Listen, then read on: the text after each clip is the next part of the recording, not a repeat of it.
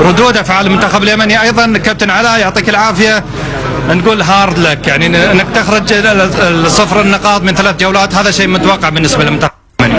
والله الحمد لله، يعني بصراحه يعني اكيد يعني مستحيل ان احنا نعمل شيء على الوضع اللي احنا عايشينه، لا نكذب على انفسنا ولا نكذب على الناس، وحتى الجمهور يعني الجمهور اليمني عارف الوضع اللي احنا عايشينه. يعني بطوله داخليه كانت ستقام لا تقام، فكانت بين قوسين وادنى بين القيام لا تقام، فاحنا كنا في اجازه سلبيه جالسين في البيت، فاتصالات تعالوا شاركوا ومثلوا من اجل دوله الكويت من اجل المشاركه. الحمد لله لبينا النداء، حققنا المبتغى من المشاركه، استفدنا، احتكينا مع منتخبات قويه، والحمد لله هذا المستوى اللي قدمنا كثر الله خيرهم. يعني انت من البيت تجي تلعب بهذا المستوى. انتم في انديتكم ما تلعبون؟ ما عندنا رياضه، احنا 3 سنوات ما عندنا كره قدم داخل البلد، احنا وضعنا الناس تشكي وعندها كل شيء، فما بالك احنا اليمن.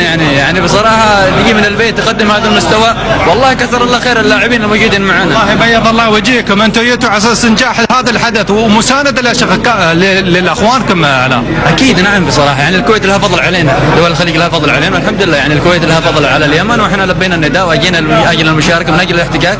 وايضا كان عندنا هدف احنا كلاعبين اخذنا على انفسنا في عهد في اليمن من قبل سنه ونص، اننا لازم نتاهل لنهايات كاس اسيا في الامارات، فهذا هو طموحنا، واحنا الحمد لله بين قوسين اودنا الى التاهل للنهايات، فهذا هو هدفنا وهذا هو هدفنا الاصح.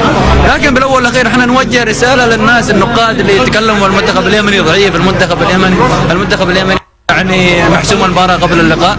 يا اخي افتح لي مجالات في دوريكم، افتحوا لنا الدوري، يعني افتحوا لنا قلوبكم من اجل اللاعب اليمني يقدم مستوى. يعني اللاعب اليمني لو يلعب في دوريات خليجيه كمواطن محلي بكل نادي يسمح للاعب واحد، بنتطور، بيستفيد اللاعب اليمني ويقدم مستويات. لكن بالاول والاخير تجي من البيت تقدم هذا المستوى، كثر الله خير اللاعبين. بيض الله وياكم، شكرا. طبعا هذا جمال، هذا حديث ذو شجون من اللاعب اليمني على محمد. اعود لك الان في الاستوديو. شكرا لك زميل سيف الواحدي. طبعا نحن في الاستوديو انهينا الحديث التحليلي عن المباراه. اشكر الكباتن اللي تواجدوا معي، شكرا لك كابتن محمد سالمين، اقول لك مبروك مره ثانيه. شكرا لك، شكرا لك كابتن نشأت، مبروك مره ثانيه. شكرا لك كابتن فهد، مبروك. وانت مباركين.